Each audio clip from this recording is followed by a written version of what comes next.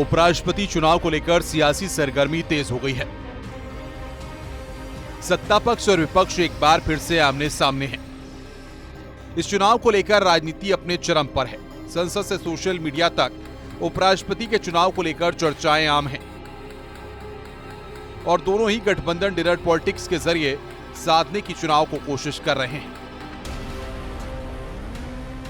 उपराष्ट्रपति चुनाव को लेकर मुकाबला कड़ा है। एनडीए से सीपी राधाकृष्णन और इंडिया ब्लॉक के बी सुदर्शन रेड्डी उम्मीदवार हैं। हालांकि आंकड़ों पर भरोसा किया जाए तो इस चुनाव में एनडीए उम्मीदवार के सामने जीत का कोई संकट नहीं है। एनडीए के पास कुल सांसदों की संख्या 445 है और जीत के लिए 391 वोट जरूरी है। वहीं इस चुनाव को लेकर सियासत भी तेज हो चुकी है और वार पलटवार का दौर भी जारी है। ये बहुत ही हास्यास्पद बात है। कौन सा उनका आकलन है मैं नहीं जानता, लेकिन मैं समझता हूँ क्रॉस वोट होने की कोई संभावना नहीं है। अगर क्रॉस वोट हुआ तो एनडीए की तरफ से होगा, हमारी तरफ से तो कोई प्रश्न ही नहीं। वो हारने के बाद भी यही कहने वाले हैं कि हम जीत गए और कोई बड़ी बात नहीं है कि वो फिर से कहें कि इलेक्शन में कुछ गड़बड़ हुई है, तो भगवान भला करे उसका भी।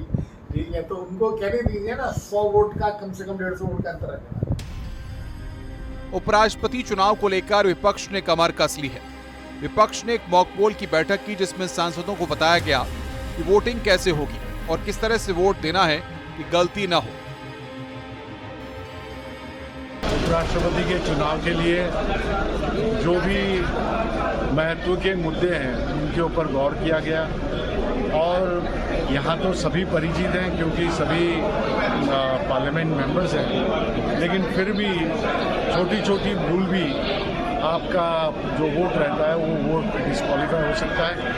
तो खराब ना होने के लिए सही ढंग से इंडिया ब्लॉक का अच्छा प्रदर्शन एकजुट बताने के लिए जो भी प्रयास हुआ अच्छा रहा। बहुत स्ट्रॉन्ग पोजीशन में है इंडिया अलायंस और मुझे लगता है कि सेंधमारी के बारे में तो कह नहीं सकती हूँ, लेकिन हम चाहते हैं कि हमारा एक भी सदस्य ना हो, इसी के मौके। लेकिन क्या विपक्ष का खेमा जो है वो एकजुट रहेगा? पूरा एकजुट रहेगा और बहुत ही आप देखेंगे क्योंकि अंतर बहुत कम है, तो हमें उम्मीद है कि हमारे जो प्रत्याशी हैं।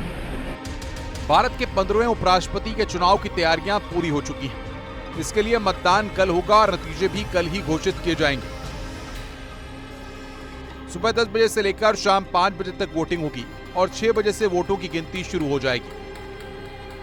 उपराष्ट्रपति जगदीप धनखड़ ने 21 जुलाई की देर शाम अचानक स्वास्थ्य कारणों का हवाला देते हुए उपराष्ट्रपति पद से इस्तीफा दे दिया था। इसकी वजह से यह चुनाव हो रहा है। Bureau report, news 18, UP Uttarakhand.